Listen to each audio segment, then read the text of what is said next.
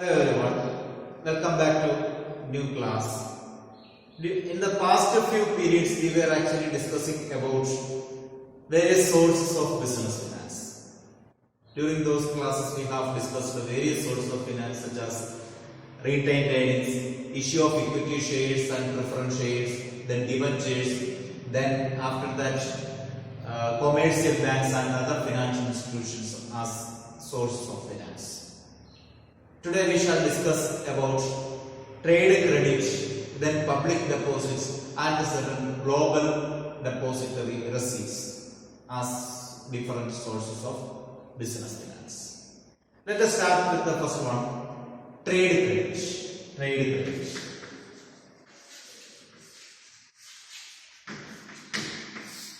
What is trade credit? Trade credit is a credit extended by one trader to another trader by selling goods on credit. That is called the trade credit. This is a short-term source of finance. You may have understood that trade credit is a credit extended by one trader to another trader by selling goods on credit. That is called trade credit. That means if a trader wants to purchase, suppose a trader wants to purchase some raw material, but he has no money to pay immediately. So he will approach his supplier and says that I need this much quantity of raw material. But this money will be paid later only. Now I have no money. So you have to give it on credit. That means trade credit is nothing but credit purchase or credit sale of goods. Isn't it? So, in that way, trade credit is the credit extended by one trader to another trader for the sale of goods on credit or for buying the goods on credit. So, the supplier, the person who supplies goods on credit, will be shown in the books of the purchaser are trade creditors or trade payables.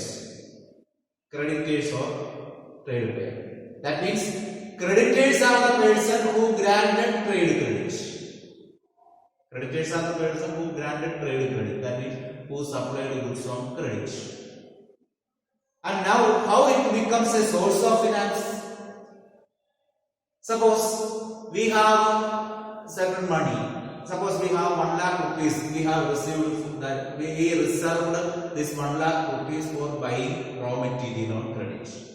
Or buying raw material, not on credit. We have reserved 1 lakh rupees for buying the raw material. So at that time, if the raw material is available on credit, we need not pay this money now. Isn't it? So this 1 lakh rupee can be used for any other purpose or any other investment. Understood? In that way, trade credit is a source of finance. Okay? So trade credit is the credit extended by one trader to another trader by selling goods on credit. So it has various features. And there are certain merits and demerits also. That means trade credits means credit sale of goods. That means goods will be sold on credit. So what will be the merits of trade credit? Let us see the merits or advantages. Merits of trade credit. The first important merit we can say that it's a convenient and continuous source of finance. Convenient and continuous source of finance or source of funds. Why it is a convenient and continuous source of finance? It is convenient in the sense it is easy to get. Suppose if the supplier feels that we are creditworthy or we are prompt in payment of credit, the supplier may give the goods on credit. Isn't it? For example, so that's why it is convenient. And continuous means every time we may get the goods on credit. Why it is convenient and continuous? For example, suppose now we have to purchase goods for rupees 30,000 on credit. We purchase the goods for rupees 30,000 on credit. Okay, and after some days, when we need some more goods, what we will do? Suppose this is purchased in the first week, or we can say that first January. Then 15th January again we need goods. We need to purchase goods. What we will do? We will go and give him 15,000 rupees will be given to him. Now it became 15,000 rupees balance we need to pay to them. So on the same day, after giving rupees 15,000, we will purchase goods again for 40,000 rupees. Now total balance became 55,000 rupees. Okay. Then again on 25th January, we need to buy the goods. What we will do? We will go and give him 25,000 rupees. 25,000 rupees will be given, and now the balance is 30,000, and again we will purchase goods for 60,000 rupees. Okay, now it became 90,000. Next time when we want to buy the goods, what we will do? We will go and give again, we will give 30,000 rupees to him. Now it became 60,000, isn't it? And now we may purchase goods for 70,000 rupees. So 1,30,000 became the total price. So credit it may increase like that. So continuously we can avoid credit, and it is a source of easy and convenient source of finance also. Okay, understood? It's an easy source of finance and convenient source of finance also. So next we can say that it is readily available. Readily available at any time it is available in case the credit worthiness is known to the supplier. So we can say that it is readily available. Okay. Easily we can avoid the credit. Readily available. Every time, any time, whenever we need goods on credit, we can go and get the goods. Only one thing is that our credit worthiness should be known to the seller, or seller should believe that we are prompt in payments. Okay. Then another important merit of trade credit is that it is needed, or trade credit is needed for increasing the sale of the organization. Needed for increase in sale. It is needed for increase in sale of the goods. It is needed for whom? It is needed for the supplier to increase the sales. Suppose we purchase the goods from the supplier X. Okay. Suppose this supplier is not ready to sell the goods on credit. What will happen? Can he sell goods for rupees 30,000? He will not be able to sell this much goods. Here again this much goods he cannot sell, and here again this much, here this much goods cannot sell. Why? Because he is not ready to sell goods on credit. So trade credit helps to increase the sale of the organization, or helps to promote the sale of the organization. Okay? So trade credit needs to promote the sale of the organization. Then another important point we can say that Trade credit is useful for the organization which wants increase in inventory for an expected increase in demand. That means, for example, if the organization is expecting a higher demand in future, if an organization is expecting a higher demand in future, they need to maintain inventory or stock for that. Okay, so in order to maintain the inventory, a high amount of inventory for expected high demand in future, this is beneficial. Okay, so we can write that it is useful for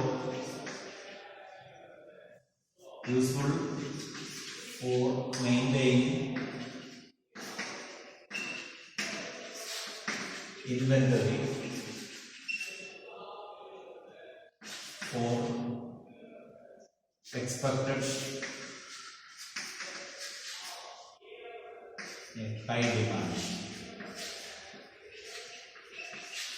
That means if we expect a high demand in future, near future, in order to meet that demand, we have to retain some goods.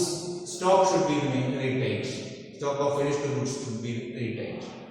In order to maintain some inventory or stock of finished goods, we have to buy raw material and start production even if there is no money. Okay, so in that case, trade credit will be very much useful. Okay, and next we can say that it does not create any charge on the assets.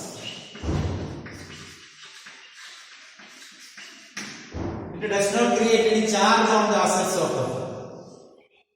Does not create any charge on the asset of the firm. Okay, that means assets. If we issue debenture, we know that sometimes we issue debentures for there are certain secured debentures. Secured debentures means debentures will be secured by pledging the assets. That means we will give guarantee by pledging the assets. If we want to take loan from bank will ask the security. That means company's assets are security. Here there is no need of giving any security to trade creditors. Without paying any security, we can obtain trade credit. So it does not create any charge on the assets of the company. Now let us discuss the demerits. Demerits. First one we can say that availability of easy credit. Here trade credit is an easy source. So that induces the firm to take over trade. Okay, that means easy credit induces the firm to indulge in overtrading. What do you mean by overtrading? That means arranging resources more than what is required for trade. Here it says that it is easy to arrange or obtaining credit. Trade credit is very easy. So since the availability of credit is very easy, what the firm may do, the firm may indulge in overtrading. That means here raw material is easy to get on credit. So since it is easy to get, the firm may purchase more raw material than what is actually required. The stock will be piled up. That much demand of goods may not be there. So raw material will be held up there, and the production will not be taking that much with the required. That much raw material may not be required for continuing the production, and that much demand may not be there. So in that case, those raw material which are purchased on credit may be held up there without any use. So that situation arises. It is called over trading, because anyway we purchase the goods on credit, we have to pay the money to them. It will be an overburden to the business organization. Okay. Then another important thing is that only limited funds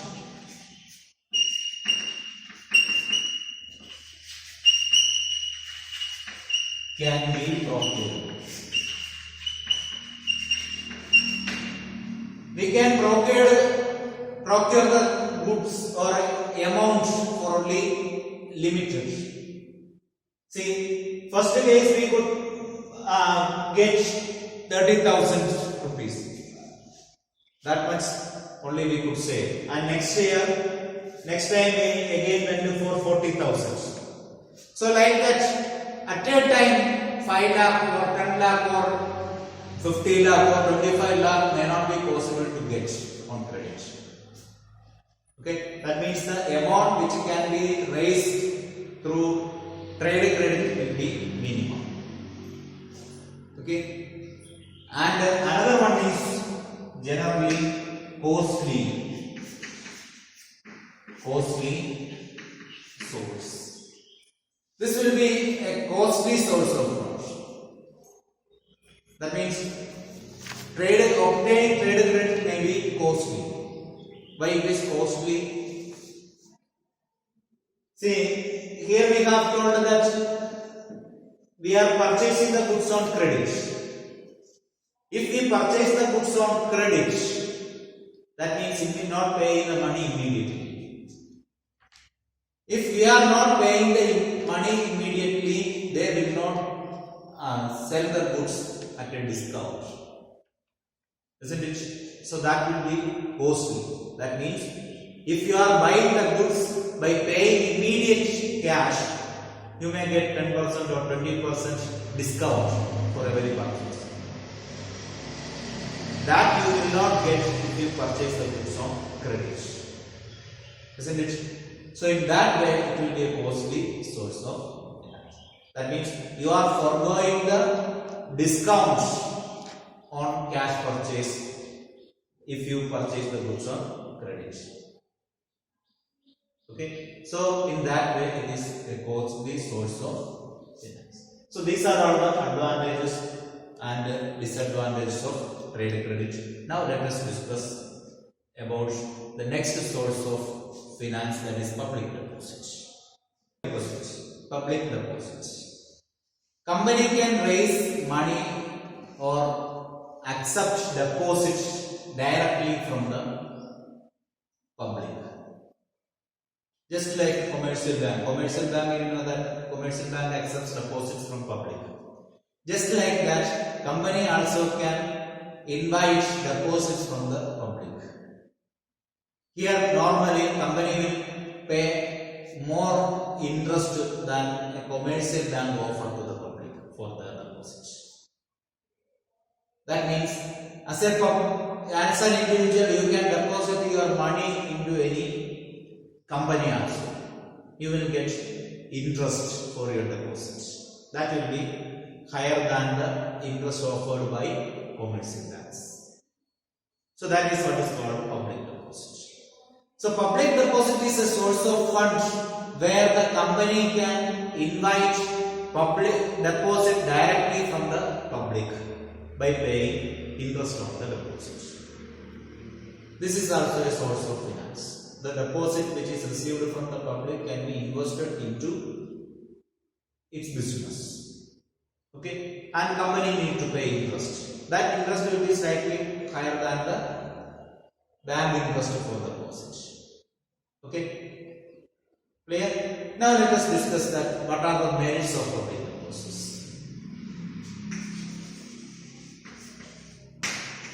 Merits of public deposits. Here the most important merit of public deposit lies in its procedure of finance. Here the procedure of obtaining deposit is very simple and there does not require any loan agreement. So that is the most important thing, simple procedure.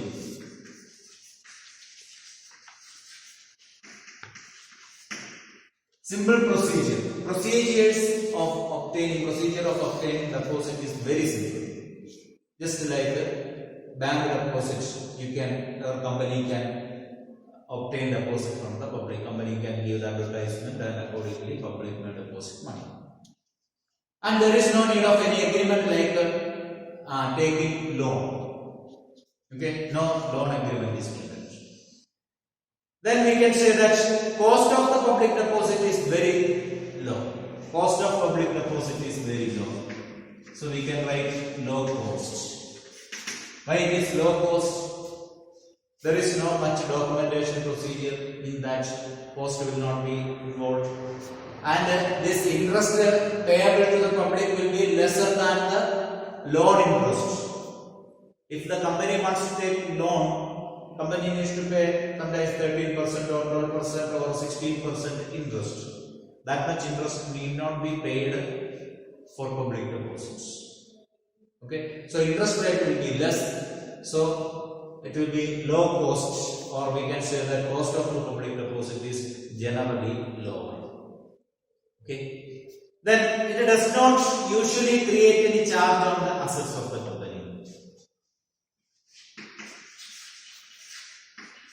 Doesn't create any charge on the assets of the company. That means company need not pledge its asset as the guarantee for paying back the deposit. No need of giving any guarantee. That means this is an unsecured way of getting money. Unsecured source of finance. That means no security is to be given to the public. Then we can say that it doesn't dilute the control of owners over the management.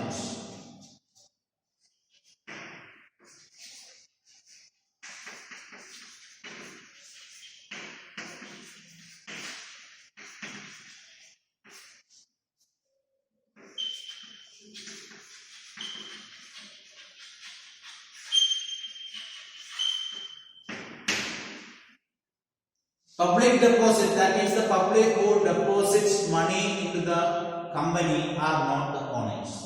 They have no voting right, they are not considered as the owners, they are only the depositors. Okay, so they cannot control the business. So equity shareholders will not lose their control over the management. Okay, so these are all the merits of public deposits. Now let us discuss demerits. Demerits. What are the demerits of public deposits? First one, we can say that it is very difficult for a new company. Okay, that means new company may not be, that means a newly started company will not be that much familiar or believable to the public. So it will be difficult for new companies to raise the finance. So we can say that new companies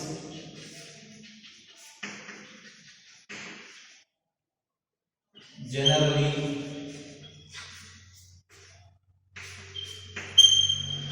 finds it difficult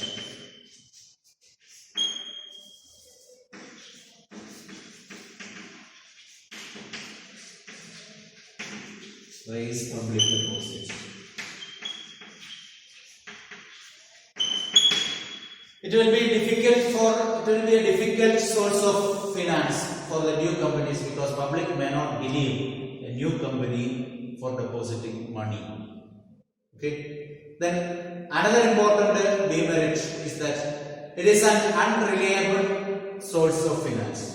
It's an unreliable source as generally public may not respond whenever company may need of money.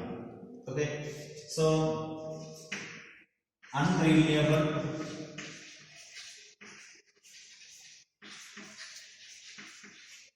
It's an unreliable source of finance. Why? At the time when the company feels in need of money, public may not respond properly. Okay. Suppose if a well creditworthy company which is having good source of income, that resources, everything financially sound, public may be interested to deposit in those companies. But at that time when company needs money, it gives an information that company is in struggle, isn't it? Company needs money. So company needs money means company is facing some difficulty, financial difficulty. So at that time public may not respond properly, because public may believe that if we deposit money it will be difficult to get back. Risk is there, so public may not respond properly. Public may not be ready to deposit money. Therefore, it is an unreliable source of finance.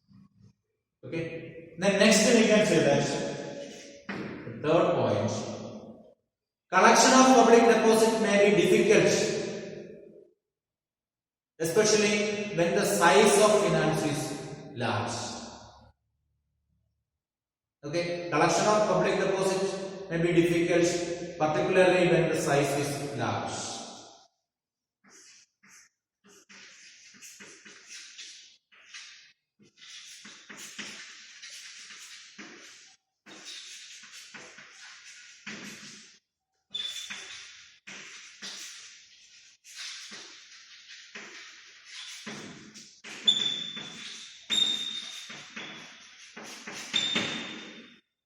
Collection of public deposit for a large amount will be difficult. That means we may get deposit for small amount, but when it requires lakhs of rupees or crores of rupees, it will be difficult to raise that much money through public deposits. So collection of public deposit may be difficult when it comes to the need of a large amount. So these are the merits and demerits of public deposits. Now we have to explain 2-3 small terms. Okay. So these are the merits and demerits. Now let us discuss about global depository receipts. Global depository receipts.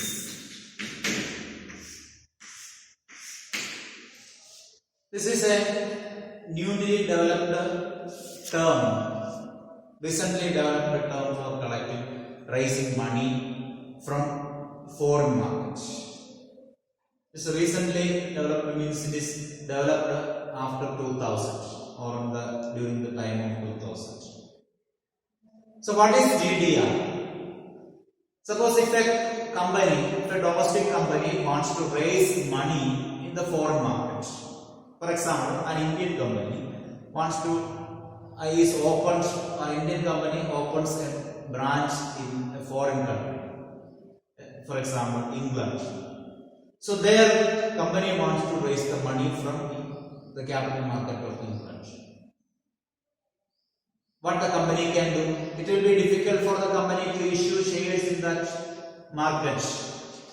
So the company has to get the local currency in that country.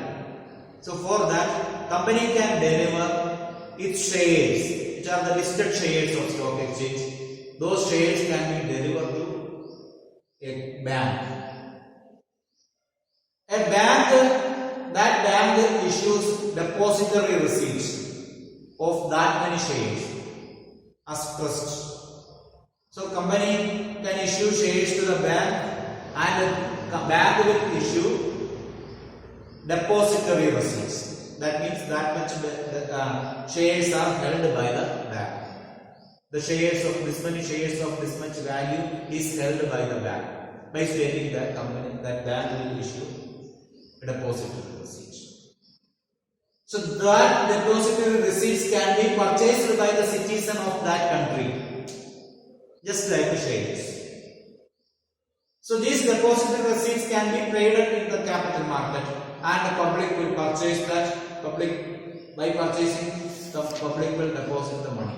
So with that money, company can transact the business in that country. That is called global depository receipt. Global depository receipt. Okay.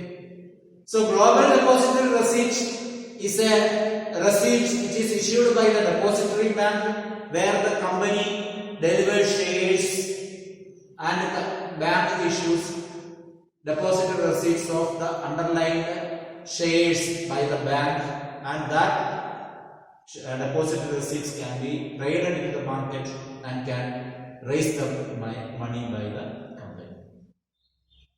So that is called a global depository receipts. Then comes another important thing is American depository receipts. American depository receipts. It's called ADR. This is GDR. What is ADR? This is also global depository receipts only, but issued in America.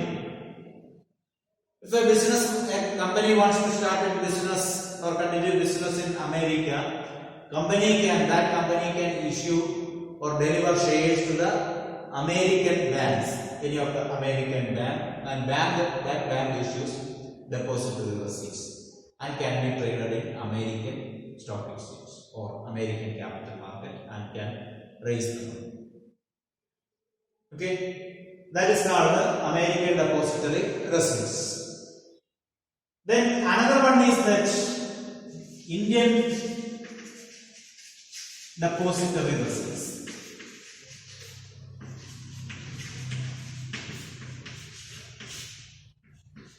IDR. What it will be? Indian depository receipts.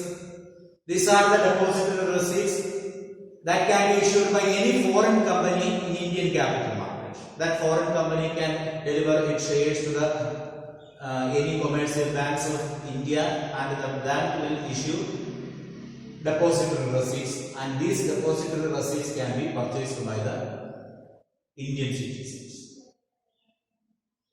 Okay, then these GDR, ADR, IDR, whatever it is, these many, suppose you have purchased ADR or GDR.